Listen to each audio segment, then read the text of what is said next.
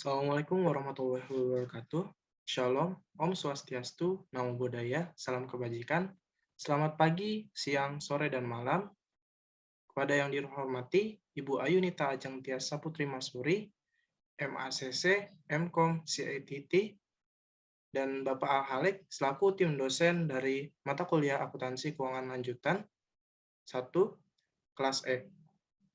Perkenalkan, kami dari kelompok 2, mata kuliah akuntansi keuangan lanjutan 1 kelas E, akan mempresentasikan hasil pengerjaan kami mengenai intercompany profit transaction plan assets. Next slide. Sebelumnya, izinkan kami untuk memperkenalkan diri. Kami terdiri dari 5 anggota, di mana terdapat Sylvia Maharani, Wildan Hussein Oval, Zara Haura Hanan, Amanda Zalza Nabila, dan saya sendiri Audito Duta Perdana. Next slide. Untuk selanjutnya, akan saya serahkan kepada rekan saya, Amanda. Untuk intercompany profit transaction plan asset, transaksi antar perusahaan afiliasi yang melibatkan penjualan pembelian aktiva tetap menimbulkan laba atau rugi yang belum direalisasi bagi entitas yang dikonsolidasikan. Laba dan rugi yang demikian dieliminasi dalam pelaporan hasil operasi dan posisi keuangan entitas yang dikonsolidasikan. Berdasarkan metode ekuitas, laba dan rugi tersebut juga dieliminasi dalam pelaporan posisi keuangan dan hasil operasi perusahaan induk. Laba atau rugi yang belum direalisasi atau aktiva tetap mempengaruhi laporan keuangan sampai aktiva yang bersangkutan dijual kepada pihak di luar entitas yang dikonsolidasikan atau habis terpakai oleh afiliasi pembeli. Konsep konsolidasian atas laba penjualan aktiva tetap antara parent dan subsidiary ada 3. Yang pertama adalah laba yang terjadi harus dieliminasi. Yang kedua, laba direalisasi apabila manfaat telah dikonsumsi oleh pembeli. Yang ketiga, ada proses eliminasi dan pengakuan laba seiring bersamaan dengan waktu pemakaian aktiva tetap. Untuk jurnal eliminasinya, kalau misalkan jurnal eliminasi kerugian atau keuntungan penjual. Jika untung adalah gain on sale of plan asset, debit, dan kreditnya adalah plan asset. Nah, jika rugi, debitnya plan asset, dan kreditnya loss on sale of plan asset. Keuntungan atau kerugian penjualan aset tetap antara perusahaan induk dan perusahaan anak yang dapat disebutkan akan diakui secara bertahap selama masa manfaat aset tersebut masih ada. Jurnal untuk mengakui secara bertahap, akumulasi depreciation pada debit, dan depreciation expense di kredit. Apabila pada tahun berikutnya aset tetap tersebut masih tersedia untuk digunakan, maka perusahaan konsolidasi perlu membuat jurnal eliminasi. Nah, jika aset tetap tidak disebutkan, untuk downstream sendiri adalah investment insan di debit dan di kreditnya land. Untuk upstream, investment insan di debit, NCI atau non-controlling interest di debit, dan di kreditnya adalah land.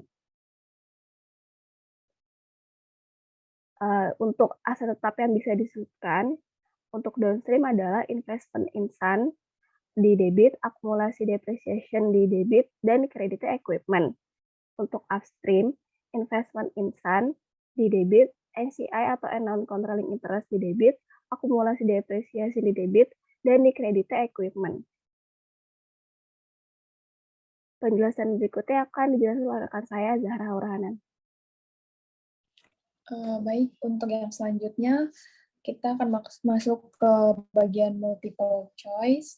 Untuk soal yang pertama, yaitu penjualan aset tetap perusahaan induk kepada perusahaan anak disebut dengan downstream, dan atas penjualan tersebut ternyata diperoleh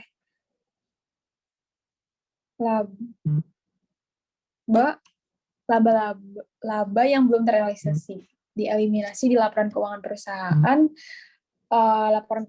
laporan keuangan perusahaan induk sampai aset tersebut dijual kepada pihak non-afiliasi.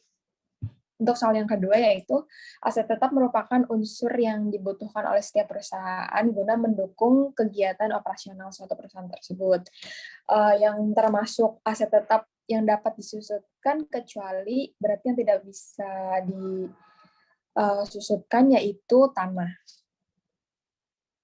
Next.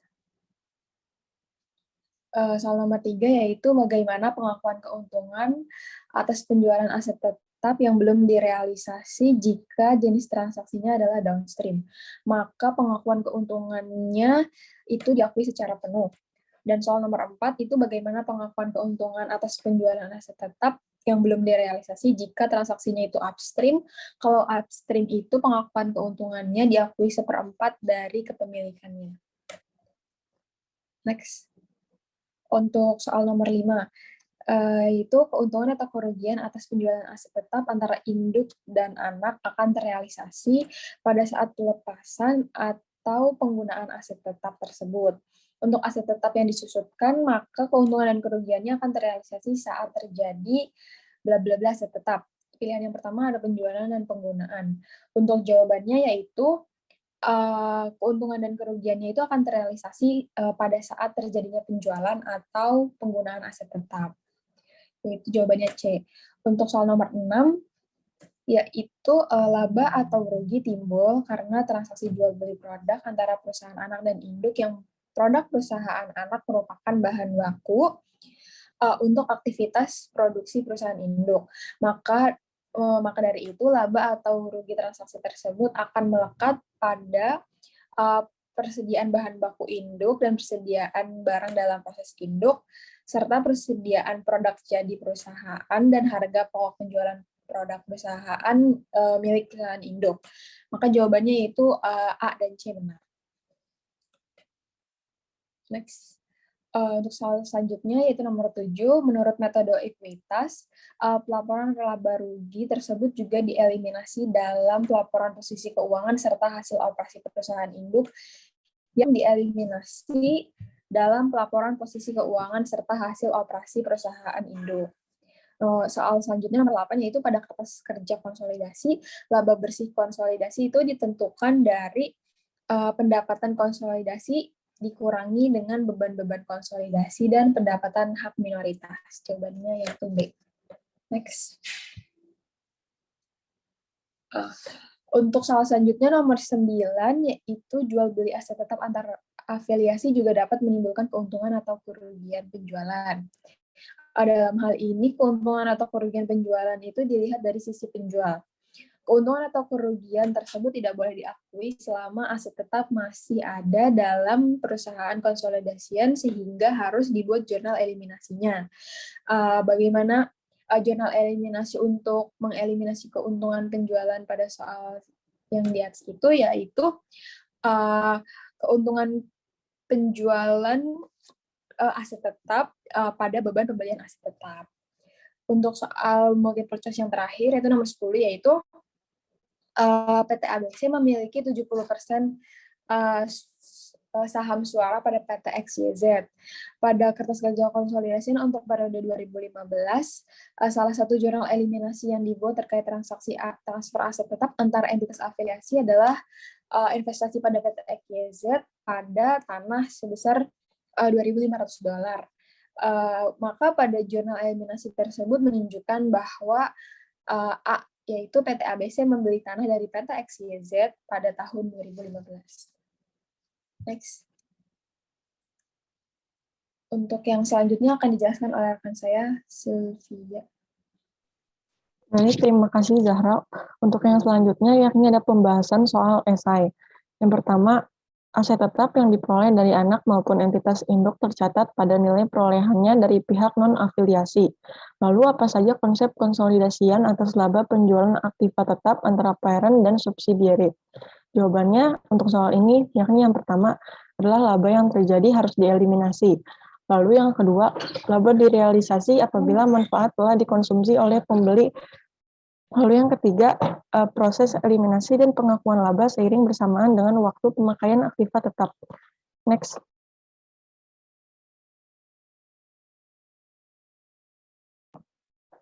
Lalu soal yang kedua, yakni apakah pengaruh penjualan aktiva tetap antara perusahaan pada laba bersih, induk perusahaan, dan konsolidasi pada tahun-tahun berikutnya setelah terjadinya penjualan.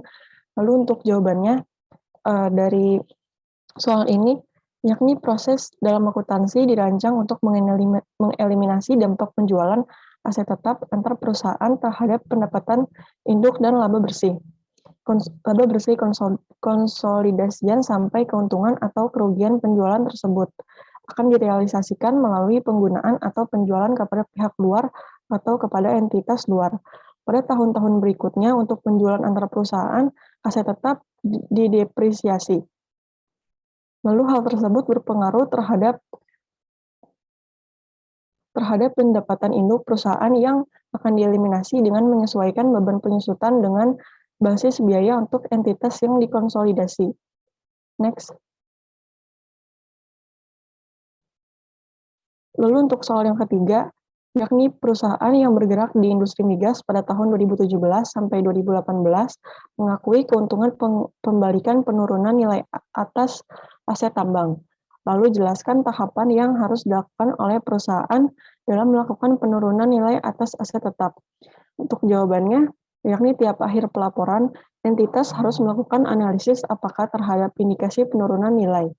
Apabila ditemukan indikasi penurunan nilai, akan dilakukan pengukuran nilai yang dapat diperoleh kembali. Penurunan nilai tersebut akan dihitung dari selisih antara nilai buku dengan nilai yang dapat diperoleh kembali. Penurunan nilai akan diakui dalam laba rugi. Kerugian nilai yang telah diakui jika di periode berikutnya ada indikasi kenaikan nilai dan akan dihitung serta juga diakui sebagai keuntungan dari pembalikan penurunan nilai. Next. Lalu untuk pembahasan selanjutnya akan dijelaskan oleh rekan saya, Audito.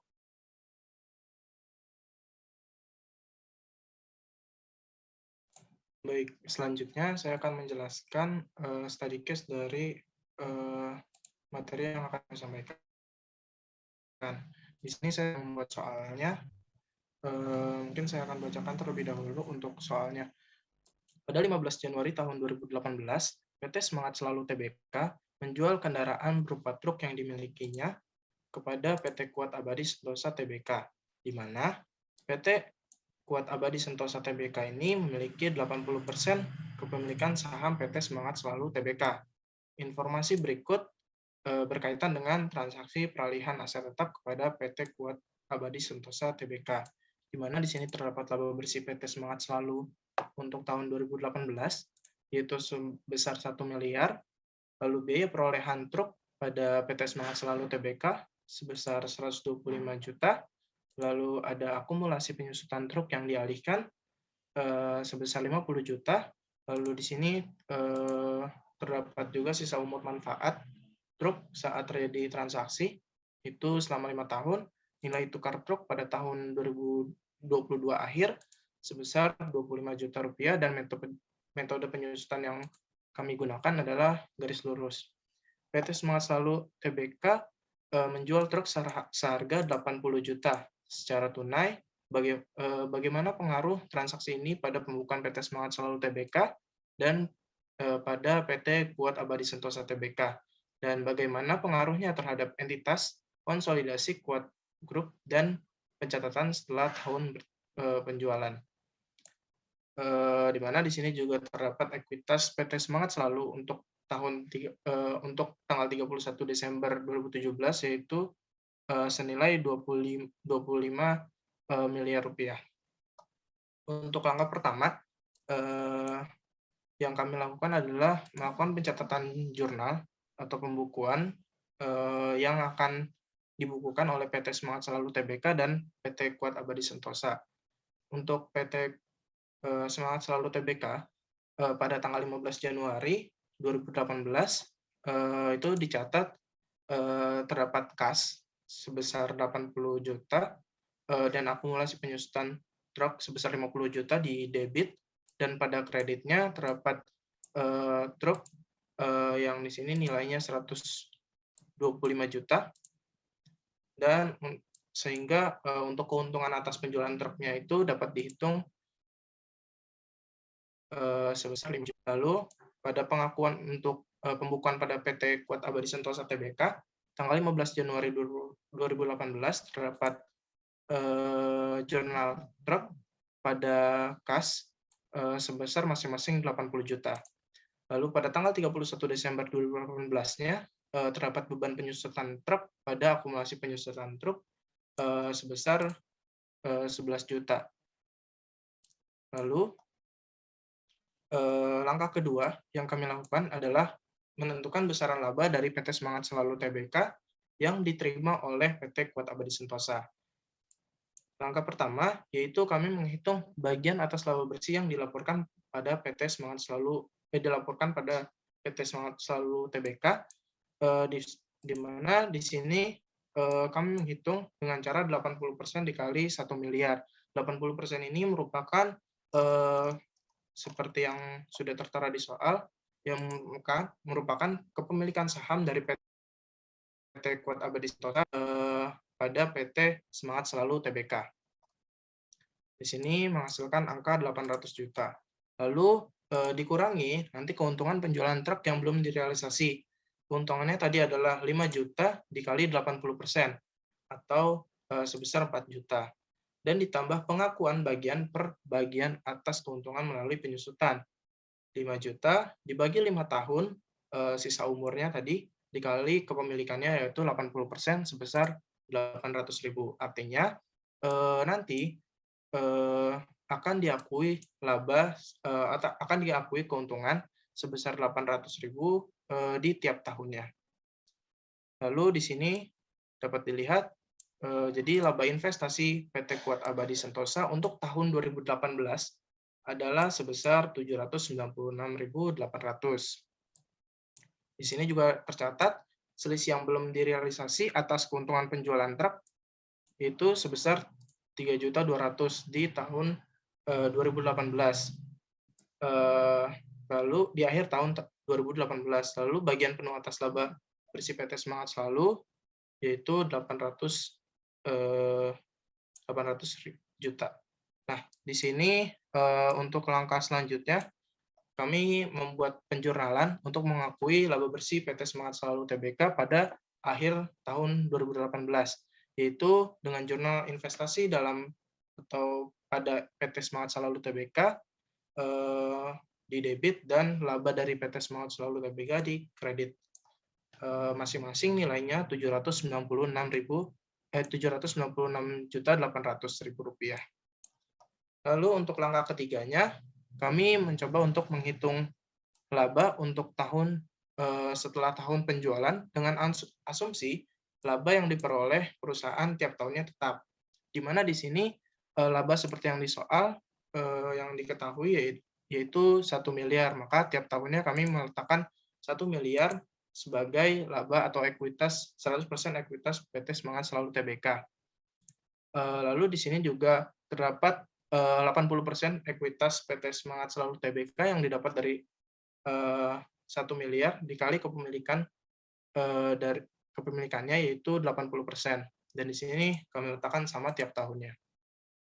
Lalu di sini pada tahun 2017 seperti yang kita ketahui itu PT Semangat Selalu Tbk memiliki ekuitas 25 miliar. Maka dari itu kita kalikan 80% untuk melihat 80% kepemilikannya sebesar 20 miliar. Lalu di sini investasi dalam PT Semangat Selalu Tbk juga 20 miliar. Nah, lalu seperti yang sudah diketahui tadi, kami meletakkan laba untuk tiap tahunnya sama, yaitu sebesar 1 miliar, dikali dengan 80% jumlah ekuitasnya, jumlah kepemilikannya. Lalu di sini kami meletakkan laba tahun 2018, yang dimana ini merupakan hasil perhitungan dari laba investasi PT Kuat Abadi Sentosa untuk tahun 2018 yang merupakan hasil dari perhitungan laba bersih yang dilaporkan dikurangi dengan keuntungan penjualan yang belum direalisasikan dan ditambah dengan pengakuan bagian per bagian atas keuntungan melalui penyusutan. Lalu tahun 2018 dan 2019 itu 2018 ini sama, kami menentukan labanya itu 1 miliar.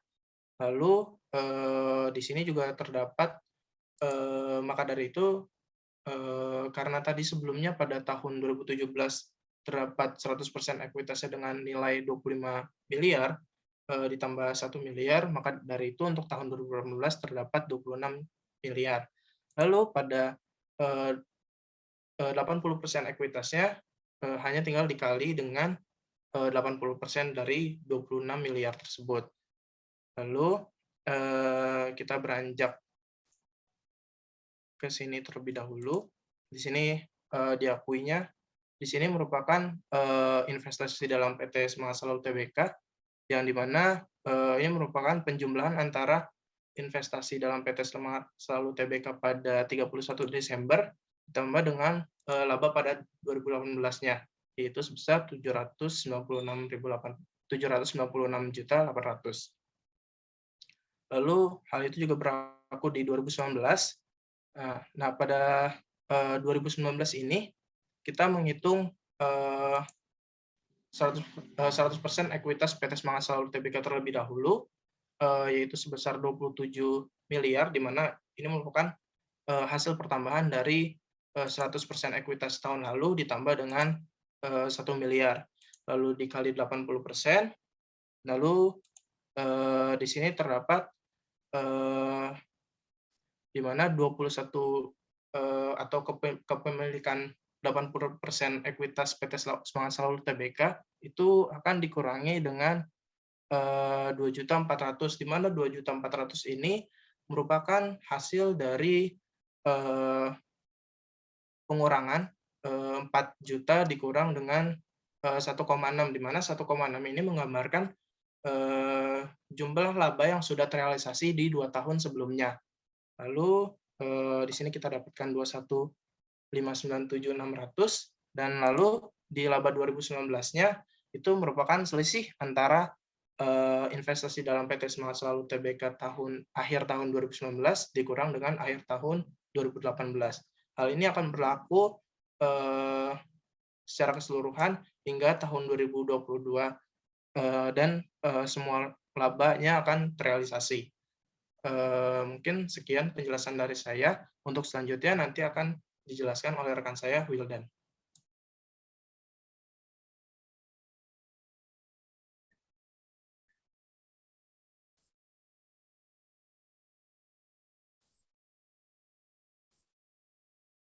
Baik, terima kasih Audito. Selanjutnya saya akan menjelaskan penyelesaian mini case yang sebelumnya telah diselesaikan oleh Audito.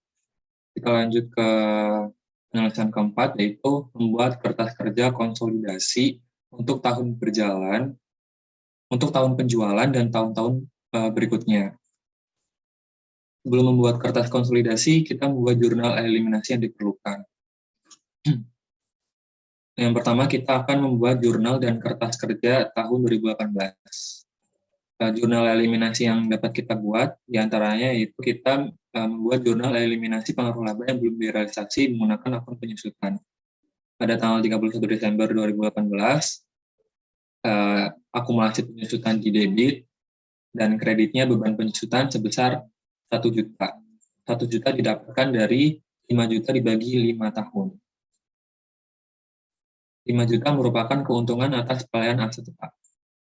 Selanjutnya, kita membuat jurnal eliminasi untuk mengurangi truk ke dasar biayanya dengan menggunakan keuntungan yang belum direalisasi.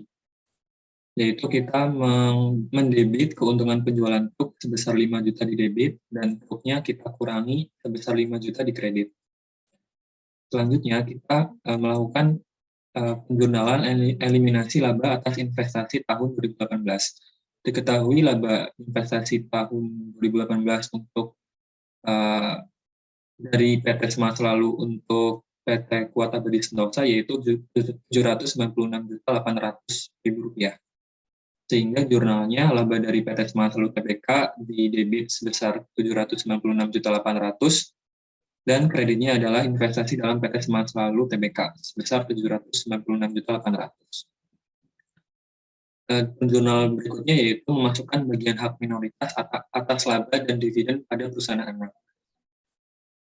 Pada tanggal 31 Desember, beban hak minoritasnya adalah Rp199.200.000 dan hak minoritas di kredit sebesar Rp199.200.000. Ini dapat kita cari dengan menghitung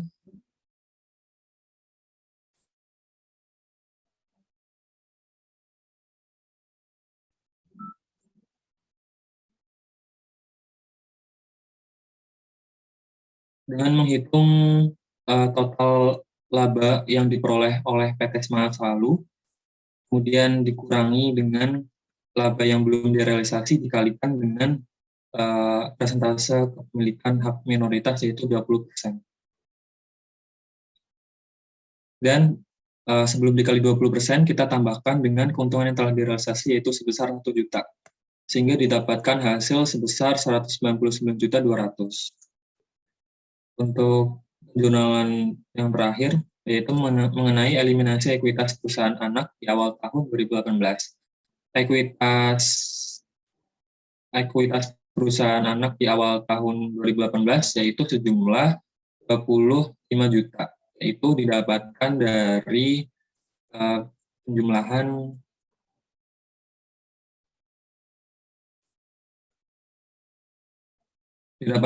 keterangan di soal yaitu sebesar 25 juta pada 31 Desember 2017, sehingga ekuitas ini merupakan ekuitas awal pada tahun 2018.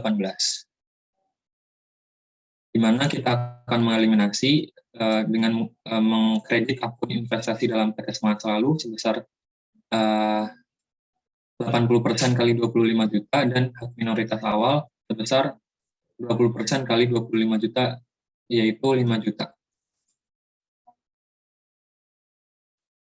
Sehingga kertas kerja yang dapat kita buat yaitu pada laporan laba rugi kita akan menempatkan laba dari PT Semangat Selalu Tbk sebesar 796.800. Kita eliminasi dari jurnal yang telah kita buat tadi 796.800.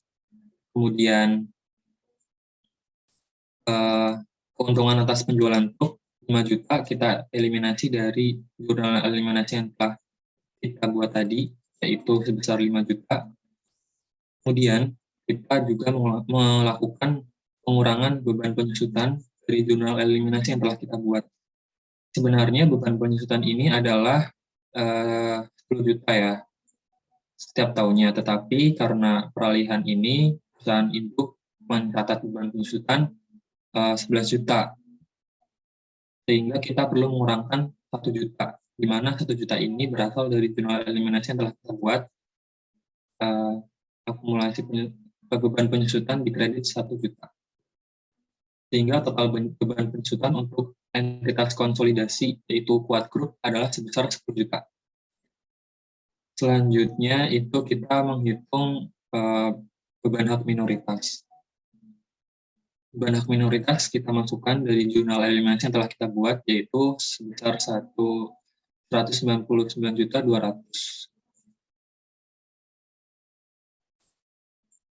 Sehingga kita dapat mencatat beban pada entitas konsolidasi Kuat Group sebesar 199.200.000. Kemudian pada kertas kerja neraca, truk dicatat oleh perusahaan induk sebesar 80 juta. Sehingga kita perlu mengurangi nilai ini ke nilai dasar yang sesungguhnya, yaitu 75 juta. Sehingga kita perlu mengkredit atau mengeliminasi 5 juta, ya, sehingga jumlahnya itu 75 juta. 5 juta ini didapatkan dari jurnal eliminasi yang telah kita buat sebelumnya, di mana truk dikredit sebesar 5 juta. Selanjutnya, kita perlu mengeliminasi investasi dalam PT Semangat Selalu Tbk sebesar 20.796.800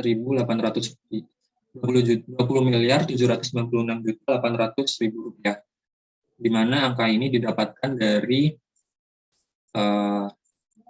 tabel berikut. Pada tanggal 31 Desember 2018, investasi dalam PT Semangat Selalu Tbk adalah 20.796.800.000.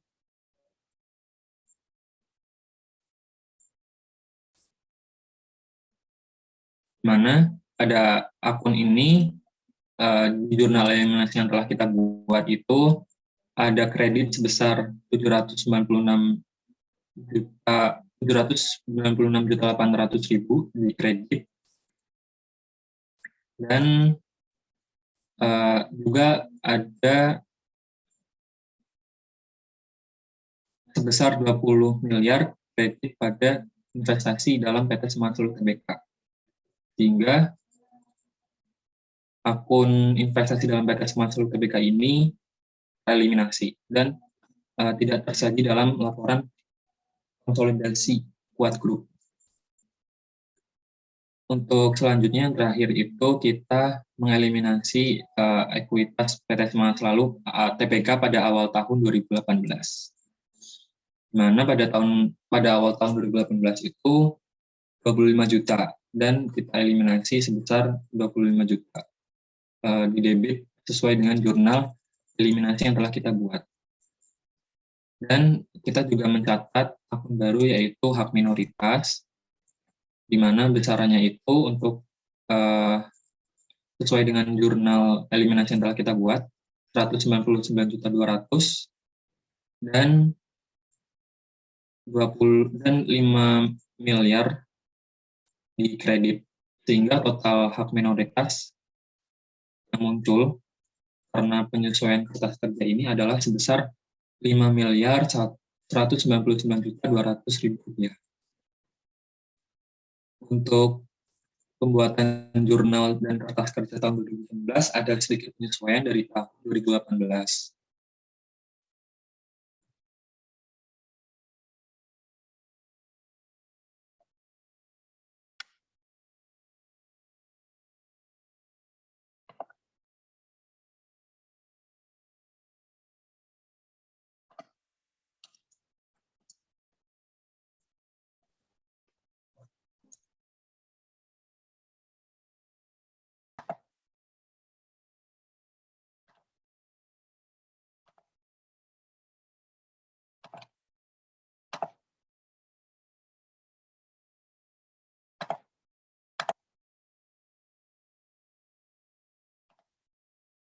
Baik, penjelasan akan saya lanjutkan untuk pembuatan jurnal dan kertas kerja untuk tahun 2019. Di mana pada jurnal eliminasi pada tahun 2019, kita akan membuat jurnal eliminasi pengaruh laba yang belum direalisasi menggunakan akun penyusutan. Yaitu jurnalnya pada tanggal 31 Desember 2019, akumulasi penyusutan debit sebesar 1 juta dan beban penyusutan di kredit sebesar 1 juta. Kemudian kita juga membuat jurnal eliminasi untuk mengurangi truk ke dasar biayanya dan eliminasi keuntungan yang belum direalisasi pada 2018 dari akun akumulasi penyusutan serta membebankannya ke akun investasi dalam perusahaan anak dan hak minoritas. Di mana akun akumulasi penyusutan di sini adalah 1 juta dari 5 juta dibagi 5. Dan ini telah diakui pada 2019. Dan di debit juga dicatat sebesar 3.200.000 yaitu investasi dalam PT Semangat Selalu Tbk. Ya, dan ini masih ditangguhkan. Dan kita juga mencatat hak minoritas sebesar 800.000.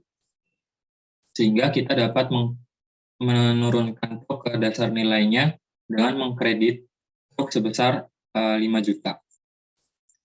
Selanjutnya itu kita membuat jurnal eliminasi laba atas investasi tahun 2019. Diketahui laba investasi tahun 2019 dari PT Semangat Selalu Tbk itu adalah 800.000 rupiah didapat dari hitungan pada penyelesaian ketiga sebelumnya yang dapat dilihat sebagai berikut. Ini merupakan laba yang diperoleh pada tahun 2019. Selanjutnya, kita juga akan membuat eliminasi mengenai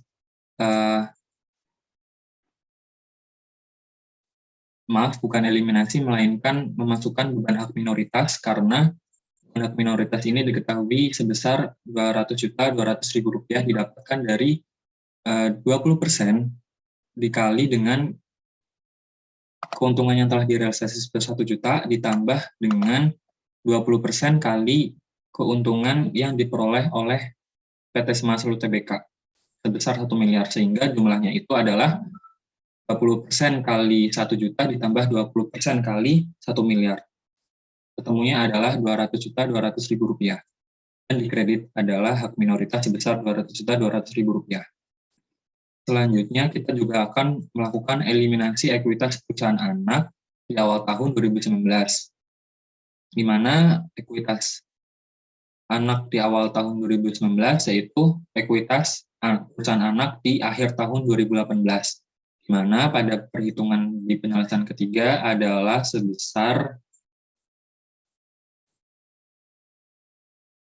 27 juta. Maaf, adalah sebesar 26 juta, 31 Desember 2018, di mana sebagai ekuitas awal perusahaan anak pada 2019, sebesar 26 juta.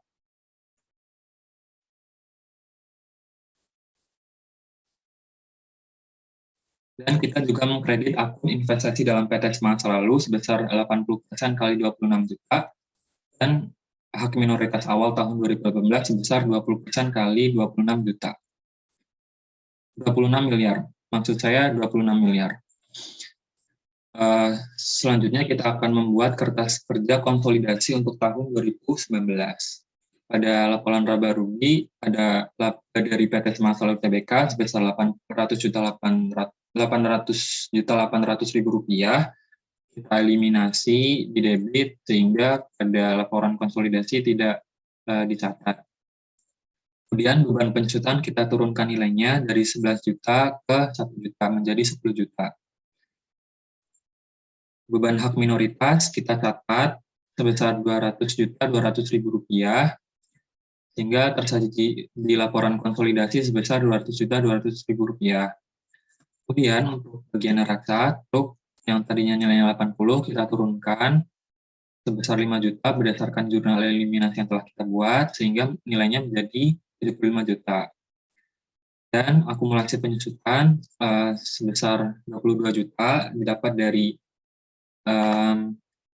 beban penyusutan sebesar 11 juta dikali 2, karena sudah jalan 2 tahun. Di mana nilai yang tersaji ini terlalu tinggi sehingga kita perlu turunkan nilainya dari jurnal eliminasi yang telah kita buat. Masing-masing sebesar 1 juta di debit dan 1 juta juga di debit. Sehingga nilai akumulasi penyusutannya sebenarnya yang harus disajikan di laporan konsolidasi adalah 20 juta. Untuk yang selanjutnya yaitu adalah investasi dalam PT Semangat Selalu Tbk, di mana pada perhitungan yang telah dibuat pada penyelesaian ketiga, investasi dalam PT Semangat Selalu Tbk adalah sebesar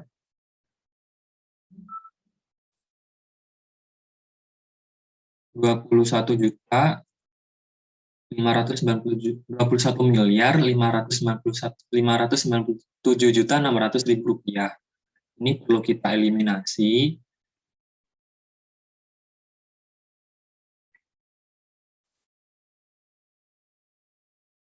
Di mana pada jurnal eliminasi yang telah kita buat, ada di sisi debitnya itu 3.200.000, kemudian di sisi kreditnya ada 800.800.000 dan 20 miliar 800 juta, sehingga yang tersaji di laporan konsolidasi adalah 0.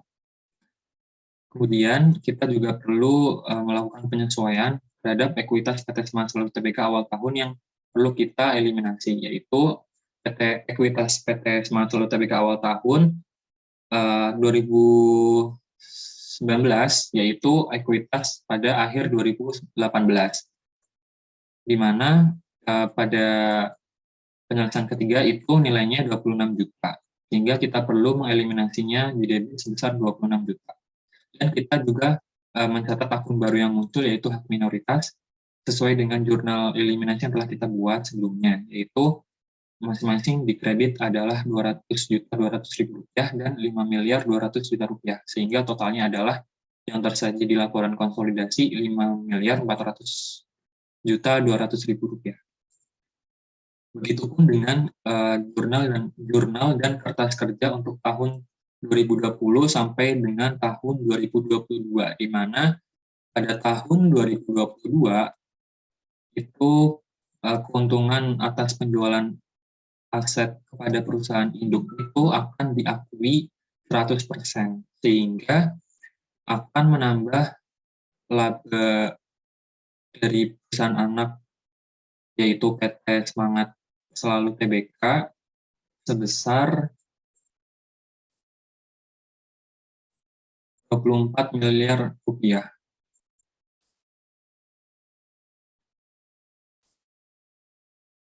Demikian pemaparan soal mini case dari kelompok kami. Untuk selanjutnya saya kembalikan ke Audito. Terima kasih.